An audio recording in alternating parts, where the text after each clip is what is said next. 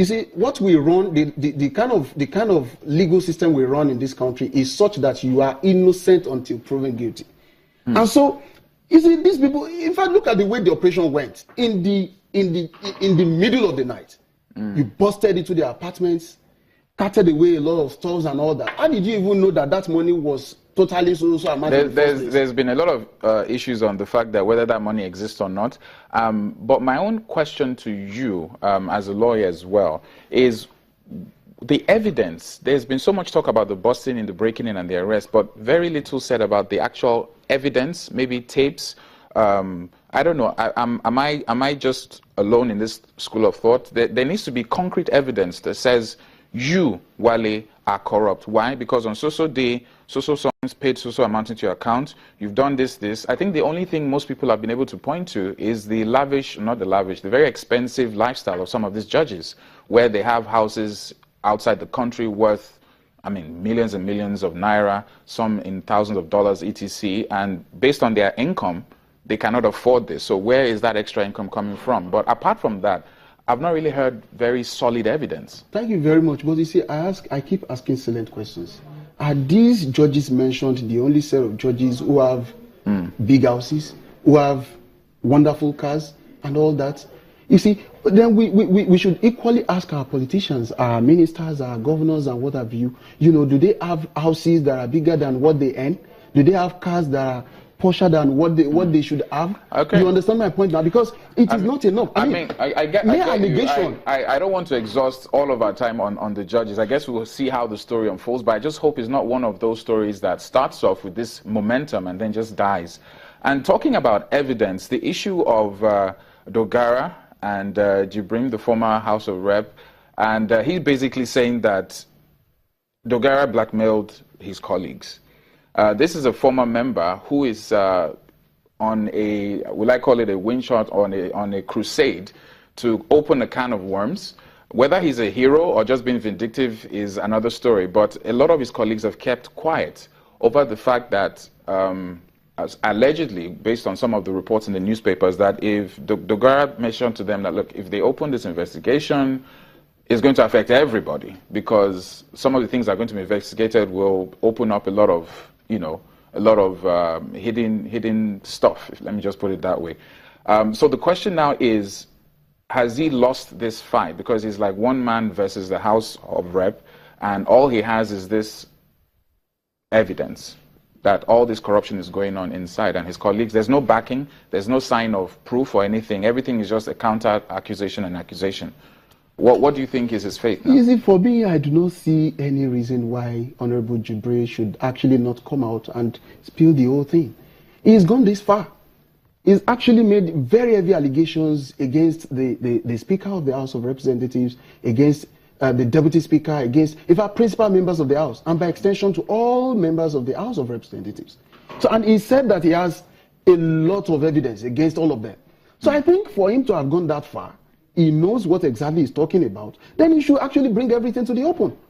He has gone to court.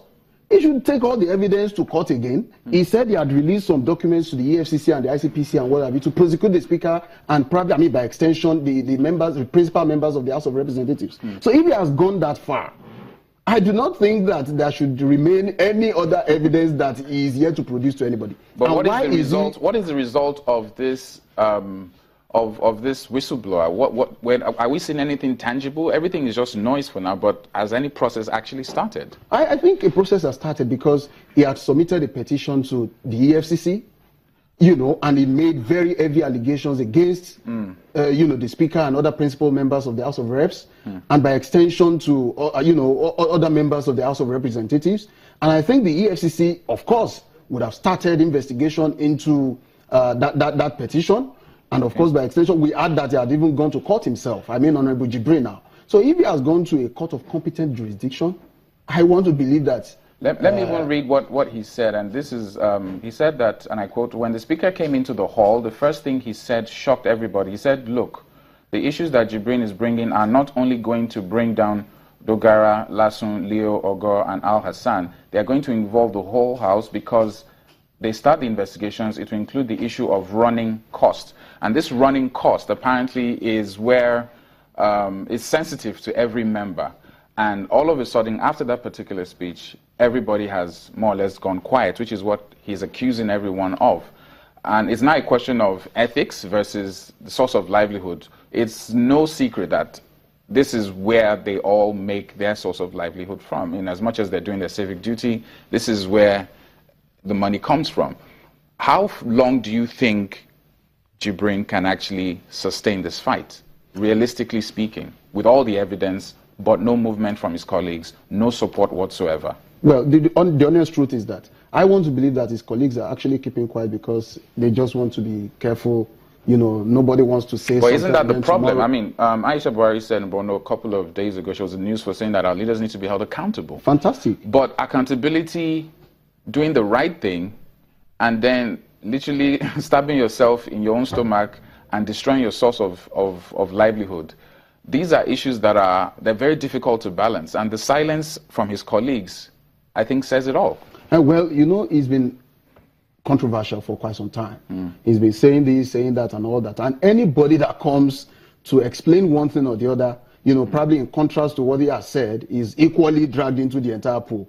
So I think they are all trying to actually mind what they say in the circumstance as regards this whole thing. But one thing that I took away from this episode is the fact that this is very good for our democracy. The fact that somebody is actually coming up to say something against other people. Would you say if Jibrin had not been stung, so to speak, and suspended, would he fight this fight? Does it make him a hero or just somebody who's out on a mission? In one quick word, yes or no? I don't see him as any hero. I think he's just doing what he thinks he wants to do. That's the honest truth, because it took him quite some time before he even came out to tell us that so thing is actually going on the floor of the National Assembly or the House of Representatives. Well, we'll have to wait and see how that story unfolds. Absolutely. Wale, thank you very much. Once again, thanks for being here. Thank you so much. We'll be back after the break, still rubbing minds, and of course we have another guest in the studio who will be talking on some very pertinent issues, specifically about small, medium businesses, the recession, and the fact that could SMEs be the solution to Nigeria getting out of the recession.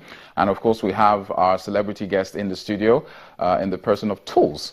Yes, she is here with us, so stick around for that. And she'll be talking not about her personal life or the media, but about health right after the break.